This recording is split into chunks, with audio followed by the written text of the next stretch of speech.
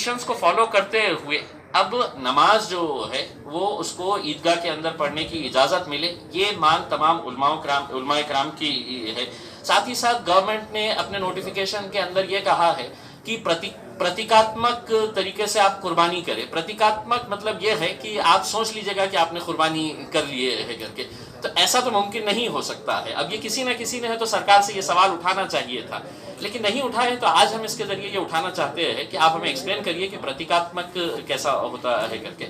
तो ये सब चीज़ें मुद्दे थे, उसके ऊपर चर्चा हुई, पुलिस डिपार्टमेंट ने पूरे तरीके से सुना है और हमें यकीन है कि पुलिस डिपार्टमेंट जो लोगों की भावना है उसको सरकार तक पहुंचाकर जिस तरीके से फेस्टिवल्स कई सालों से कई सदियों से हम लोग मनाते आ रहे हैं उसी तरह से अब ये दोबारा जिंदगी को शुरू की जाए, यही अपील है। अगस्त से पूरे अगस्त महीने में सभी धर्मियों के बड़े बड़े त्यौहार आ रहे हैं और इसी बीच हम कोरोना के साथ भी युद्ध कर रहे हैं। तो मुझे पूरी उम्मीद है कि औरंगाबाद के सभी नागरिक कोरोना के तहत प्रशासन जो भी आदेश देगा उस हिसाब से हम लोग काम करेंगे और कोशिश करेंगे कि कोरोना के साथ रहते हुए हम एक एहतियात के साथ अपने सारे महत्वपूर्ण पर्व कैसे मनाएं, इस उद्देश्य को पूरा करने की हम कोशिश करेंगे और मुझे पूरा विश्वास है, पूरा भरोसा है कि हमें इसमें सफलता मिलेगी। धन्यवाद। सर, आज जो मीटिंग हुई पुलिस कमिश्नर दफ्तर में, तो क्या तय हुआ है मीटिंग में? मीटिंग में असल में कुछ तय तो नहीं हुआ, बस ये कि हमने पुलिस कमिश्नर साहब की खिदमत में अपनी बातें रखी हैं। सबसे पहली बात तो ये रखी गई है कि जो ईद उल अज़हा के मौके पर जो नमाज है वो नमाज ईद उल अज़हा की पढ़ना बहुत ज़रूरी है, क्योंकि उसका ताल्लुक़ कुर्बानी से। अगर ईद उल अज़हा की नमाज नहीं हुई तो कुर्बानी दोपहर तक नहीं की जा सकती है, ज़वाल आफ्ताब के बाद ही कुर्बानी होगी। ईद उल अज़हा और नमाज का गहरा ताल्लुक़ है, क्योंकि ईद उल अज़हा के माने ही है कुर्बानी की नमाज।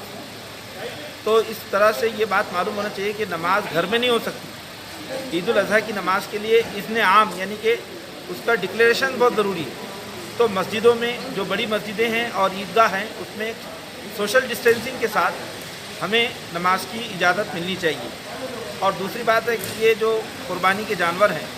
तो ऑनलाइन जो ख़रीदी की बात है, ये बात असल में दीनी हिसाब से बहुत ज़्यादा सही नहीं है, क्योंकि दीन ये कहता है कि जो जानवर आप दवा कर रहे हैं उसको देख कर करें, उसके दांत को, उसकी उम्र को, उसके जिस्म को, उसकी हर चीज़ को देखें उसको और उसके बाद करें। तो हमारी ये गुजारिश है कि भाई छोटे छोटे मार्केट यानी इसके बकरों के जानवर के लगाए जाएं और हम सोशल डिस्टेंसिंग के साथ में मार्केट जो है उससे हम ख़रीदारी करें। तो ये जो हमारे नमाज है, ये जो ईद का जो दिन है, ईद के दिन में गरीबों की भी मदद होती है और समाज को एक अच्छा इससे मैसेज जाता है। ये ईद हमारी बाहमी मोहब्बत और बाहमी जो है एक दूसरे से क़ुरबत का ज़रिया है। तो इंशाअल्लाह हमने और हमारी जो है कमिश्नर साहब ने बातों को बहुत संजीदगी से सुना, हम उनके आभारी भी हैं, उनके शुक्रगुज़ार भी हैं। मुझको ऐसा लगता है कि हमारे जो गाइडलाइंस महाराष्ट्र गवर्नमेंट से आई है तो उसमें कुछ न कुछ चेंजेस किए जाएंगे। हम इंशाअल्लाह प्रशासन का पूरा साथ देंगे। ये बातें वहाँ पर ख़ास तौर पर रखी गई। तरह से अब बदला हुआ है। एक बात जो बहुत पॉजिटिव समझ में आई है कि आज आप शहर के अंदर अगर निकलते हैं, कहीं देखते हैं, तो शायद ही आपको कोई ऐसे लोग नजर आते होंगे 1-2-5% छोड़ के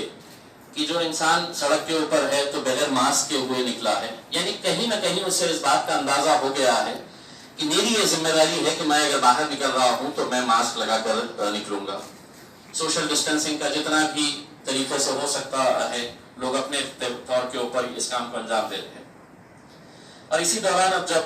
बकरीद आ रही है तो इस बकरीद के ताल्लुक से, और सिर्फ मैं बकरीद के ताल्लुक से ही नहीं, कल के दिन जब हमने सूबेदारी गेस्ट हाउस के अंदर तमाम उलमाए कराम मौलाना लोगों की मीटिंग ली, एक बात हम ये कहना चाहते हैं कि इस मुल्क के अंदर आस्था बहुत मायने रखती है। हम सिर्फ बकरीद के ताल्लुक से या ईद उल अज़हा के ताल्लुक से बात कर रहे हैं, ऐसा नहीं है। अक्टूबर के महीने के अंदर हिंदू धर्म के लिए बहुत बड़ा त्योहार, गणपति का त्योहार आने वाला है। 10 दिनों का त्योहार होता है। इसी अक्टूबर महीने के अंदर मुहर्रम आने वाला है। श्रावण का महीना आने वाला है। ये सब वो त्योहार है जो लोग बहुत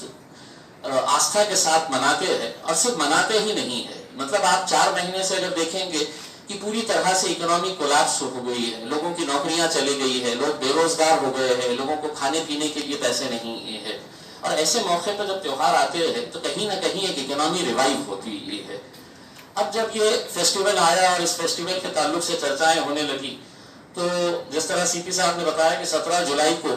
एक नोटिफिकेशन जारी किया गृह विभाग की तरफ से, और उसके अंदर बहुत सारे बातें बताई गई कि आपने ईद किस तरह से मनाना चाहिए करके। अब मुझे पता नहीं है कि अब ये गृह विभाग के अंदर किस अधिकारी ने ये बताया है कि जो बाकी के जो कंडीशंस है उसके अंदर चर्चा हो सकती है कि जो लोग खरीदना चाहे वो खरीदे ऑनलाइन, लेकिन अगर आज ही से अगर हम ये तय कर ले कि हम औरंगाबाद के अंदर 6-8 ऐसे बड़े मैदान जो है जहां पर हम जानवरों का बाजार भरा सकते हैं, वो हम खुद रखेंगे और हमारे पूरे वॉलंटियर्स ये ख्याल रखेंगे, औरंगाबाद शहर के नौजवान इसकी ख्याल रखेंगे कि पूरा सोशल डिस्टेंसिंग मेंटेन रखते हुए, ताकि अगर ये फैसला अगर लेट अगर होगा तो कहीं ना कहीं लोगों के अंदर बेचैनी रहेंगी। आज अगर इसको हम इम्प्लीमेंट करते हैं कि कल से है तो हम इस तरह के काम को आगे बढ़ाने वाले हैं, तो हो सकता है कि इसका इम्प्लीमेंटेशन बहुत अच्छे तरीके से, ना तो पुलिस वालों को दिक्कत आएगी और ना पब्लिक को दिक्कत आएगी। दूसरी बात जिया भाई आपने भी जो कही है कि नमाजों के ताल्लुक से, ये नमाज जैसा सभी उलमाए किराम, ये नहीं है कि ये किसी हमने ये इसका ये किया है, सभी उलमाए किराम का ये कहना है मौलाना लोगों का कि ये नमाज आपको मस्जिद के अंदर अदा करनी है। अब आप ये कंडीशंस के साथ, और हमने कनाडा का एक वीडियो देखे है जहां पर मस्जिद के अंदर सौ से लोग मौजूद हैं, लेकिन एक डिस्टेंस मेंटेन कर रहे हैं। और डिस्टेंस कैसा मेंटेन कर रहे हैं? नमाज पढ़ते वक्त भी एक ऐसी सोच है कि हम कांधे से कांधा लगाकर खड़े रहेंगे तो फिर ये होगा कि ये लोग दिखाएंगे मीडिया वाले की, देखिए सोशल डिस्टेंसिंग की फर्जा उड़ा लिया। किसी उलमाए किराम के साथ, किसी मौलाना के साथ अगर बैठ के अगर चर्चा करते और आप समझते हैं कि इस ईद का मतलब क्या होता है, तो शायद ये नोटिफिकेशन अगर निकालते तो उसके अंदर कहीं ना कहीं आप एक ईमानदारी के साथ एक प्रेजेंटेशन कर पाते कि जहां पर आप हमको ताकीद करिएगा कि हमने क्या करना चाहिए, क्या नहीं करना चाहिए। अब इसमें पॉइंट नंबर 3 है, नागरिकांनी शक्यतो प्रतीकात्मक कुर्बानी करावी। अब ये किसी अधिकारी ने, जिस किसी ऑफिसर ने ये बनाया है, वो हमें समझाए कि प्रतीकात्मक कुर्बानी कैसी हो सकती है। क्या हम आंखें बंद करके ये तस्वर कर ले कि हमने कुर्बानी कर ली है और वो कुर्बानी हो गई है? बाकी के जितने भी इश्यूज है वो इश्यूज हम भी समझ रहे हैं, और अब तमाम जनता को ये बात समझ में आ चुकी है कि अब हमें कोरोना से डील करते हुए, कोरोना के साथ जिंदा रहते हुए हमको आगे बढ़ने की जरूरत है। हम कब तक ये बंद रखेंगे और इबादत गाहें बंद रखेंगे? और सिर्फ इबादत गाहों को क्यों बंद रखा जा रहा है? अगर हर चीज खोली गई है, पूरे दुकानें खोले जा रहे हैं, कारोबार शुरू किया गया है, हर चीज खोली गई है, तो हम तो चाहेंगे कि मंदिरें भी खोल दे, मस्जिदें भी खोल दे, गिरजाघर भी खोल दे, गुरुद्वारे भी खोल दे। 5 मिनट के लिए किसी भी इंसान जब अपने धार्मिक स्थल को जाता है तो मेरे हिसाब से 5 से 7 मिनट, अगर सिर्फ अगर मस्जिदों की अगर हम बात करें, अगर हम सिर्फ फर्ज नमाजों की अगर हम बात करते हैं तो 7 मिनट 8 मिनट से ज्यादा का वक्त लगता नहीं है। अब अगर ऐसे मौके के ऊपर अगर ईद आ रही है तो आप हमको ये बताइएगा कि आप कुछ कंडीशंस इंपोज करिएगा, और वो कंडीशंस के साथ आप कम से कम नमाजें पढ़ने की इजाजत दीजिए। और ऐसा है कि हमने रमजान ईद के अंदर पूरी आपकी तायीद की, पूरा आपके साथ फॉलो करते हुए हमने रमजान ईद को निकाला है। अब सभी फेस्टिवल्स को देखते हुए हम ये चाहेंगे कि सरकार, जैसा मौलाना मदनी साहब ने बताया है, मौलाना इलियास फराही साहब ने जो बातें बताई है, हम पूरी तरह से उसकी तायीद करते हैं कि ऑनलाइन सबसे पहले आपने इस मुश्किल के टाइम में और व्यस्त टाइम में हमारे लिए 1.5 घंटा निकाले, मीटिंग में आपने शिरकत की, इसके लिए आप सबका शुक्रिया। दूसरी, हमारे पास जो बकरीद के मद्देनजर जो हिदायतें आई हैं वो हमने आपको पढ़ के सुनाया, और उसके ऊपर आपके जो सजेशंस हैं वो भी हमने गौर से, ध्यान से नोट कर लिया है,